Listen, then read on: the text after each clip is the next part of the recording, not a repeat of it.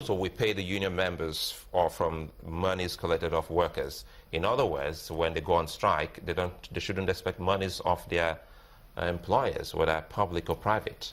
No, you first of all you ask yourself, why would you go on strike? Whatever that will make you go on strike is equivalent. That's why you have the industrial court. No, that is what industrial court. That is where. Don't forget the increase in electricity tariff. There is a court judgment, not even injunction. The same federal government. I was even happy when you were talking about injunction.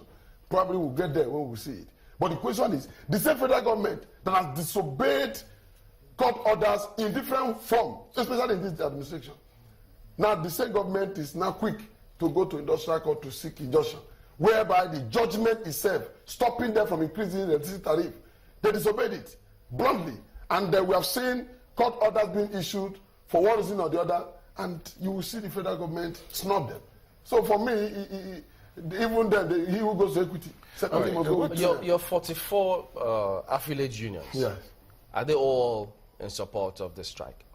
I think, like you said, like I told you, the National Executive Council of Nigeria Labour Congress met. In fact, they reaffirmed the decision yesterday, and more than a quorum was formed. That decision was taken. If an industrial union was not there, it's expected that you will partake. And if you don't, and don't forget, most of the people making statements, they don't have the mandate from their union to say so. I say it bold that most of them that have told you they are not going, their members did not tell them to say so. In other words, not all of them are with you. No, but you talk about Ajero. So if Ajero is saying so, you say Ajero is a member of the union. Well, actually, I mean... No, I'm telling you about the Ajero as an example. Is there an affiliate union of NLC? Yes. So what about the others? Are they all in support of this? Of course. Nupeng. Anybody that's Nupeng, you should know Nupeng and Ajero, they are... Didn't you see them on telly? So if they are together, when you call Nupeng, it's better you call Achase. If you say Achase as a president, not with us, I may agree with you as a member of an affiliate.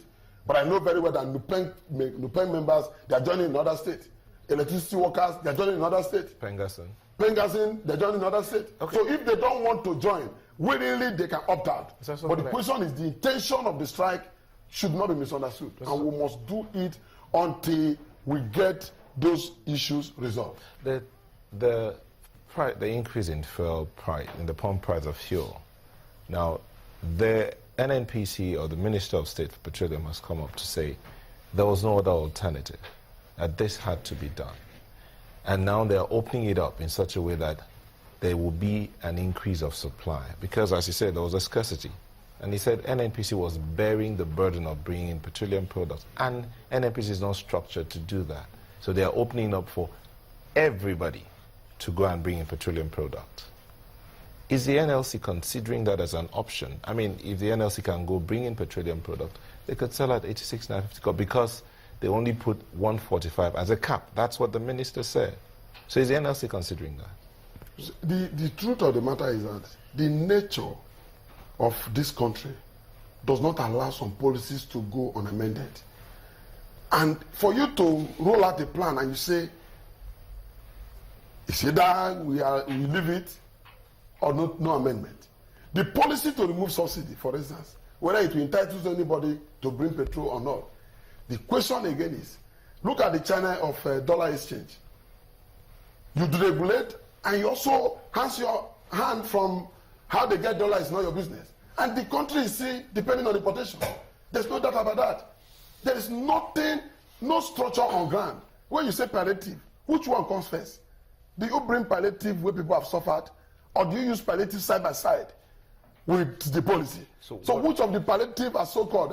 In fact, they entangle themselves when they say the thing is in the budget. That means they should have waited until the budget is implemented. NLC is not considering bringing in petroleum products. Okay. We are not partnership. What's the other alternative? What other alternative is the NLC offering besides the reversal?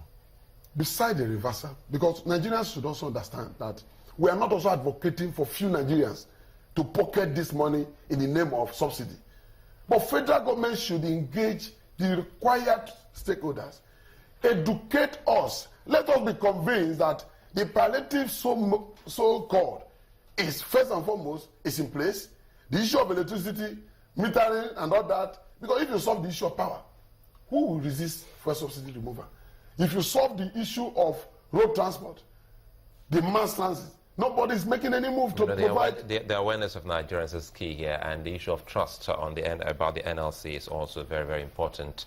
That is why we wanted to know about those dues, about the monies owed, and in fact those buses that we thought that the NLC were to procure then as palliatives in 2012. So if an average Nigerian is asking questions of the NLC concerning all of this and they don't get answers, don't you think it then means that we're likely to see what occurred to the labor union in the UK happening here back home in Nigeria? No. Each time you mention UK, probably it's not all information around us. Because the labor union as well as the TUC in the UK is what the model is. I think the model is what we're following back home here in Nigeria. We didn't just wake up and talk about the NLC and the TUC, and that was how it started. And if some of these issues are coming up almost on a daily basis, and the intelligence unit of the labor union that should have gone into all of this. That was why Chamberlain asked you about the question, about the budget. By now, NLC should have done extensive research on that budget, extensive research on the economy and even the petroleum sector, so that when they bring this discussion before the government, they can make cogent, arguments concerning this. As it is now, what is happening in Venezuela may likely happen if labor continues on this trend. But you and I know, how do you achieve all this? See, labor should tell us. Labor should have alternatives. Democracy, like I told you in the beginning, is about interaction. Genuine interaction. We have just seen that these people engage labor for discussion. The same people went to court. That's to tell you, they already predetermined the outcome, that you are not going to be sincere. And for instance, you involve Adams Oshomole. Now, at the point of report, do we now say this report is coming from federal government or is coming from invited governor? How do you define that reconciliation? All right, let's the government is absent. Because, the Minister of State for Petroleum said, he told the National Assembly, I think House of Reps, that they had consultations, meetings with leaders, including Labour. Mm-hmm.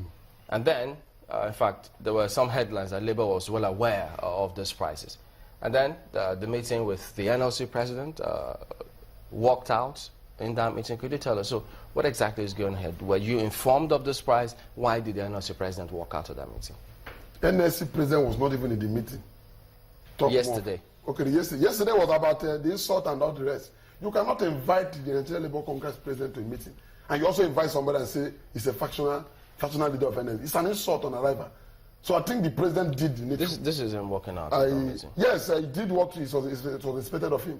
You cannot invite the president of Nigerian Labour Congress to a meeting, and in that meeting you also sit somebody and say this group.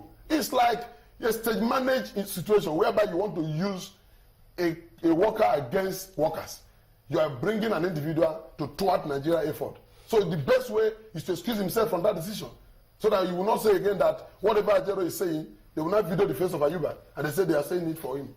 Because that was what happened in the course of announcing removal. So he invited the NLC. NLC sent the general secretary to rush down there, and on arrival, they tried to market the issue of removal of subsidy. And the general secretary told them that it's too sudden. You can't just call individuals to come here and talk of subsidy. Let's create a committee to negotiate that and begin to now ask government, what have you done? What is in place to remove? Because you all know the antecedent behind this first subsidy removal. Okay. And you've not done anything. And they left you 2 hours later, you announced increase. So now that the NLC president walked out of that meeting, and you say the strike is going to commence today. That was the deadlock. That's the deadlock. So how long is this strike going to be for? It's, indefinite strike is just a word. It continues until there's a way out. For us, we are willing to negotiate. Even as the strike is ongoing, we are still open to dialogue for the interest of Nigerians. And the dialogue includes doing the need. Nigerians are not aware of any plan to arrest their fear. The difficulties that is being postured by this policy has not been addressed. And they are telling you that it's in the budget. How can somebody tell that palliative and the budget, and you are taking a policy knowing fully well that there's no palliative side by side with that policy? So it's already discussing. So as far as we're concerned, the Mr. President himself must be democratic. He must be democratic in his approach to carry Nigerians along. When he was campaigning, don't forget, when individual campaign, you campaign with love. You campaign with care. You want people to understand you. When you want to make policy for the same people, you do it in similar manner. Let Nigeria know that when they say government of democracy is of the people, let the people speak. Government of democracy is by the people, let the people decide. You don't impose it and call it consultation. Consultation is not a position. All right, so we'll resist it, and I'm sure we'll drive it home. Amaechi Asogune is the Vice President of NLC. Thank you for coming on this morning.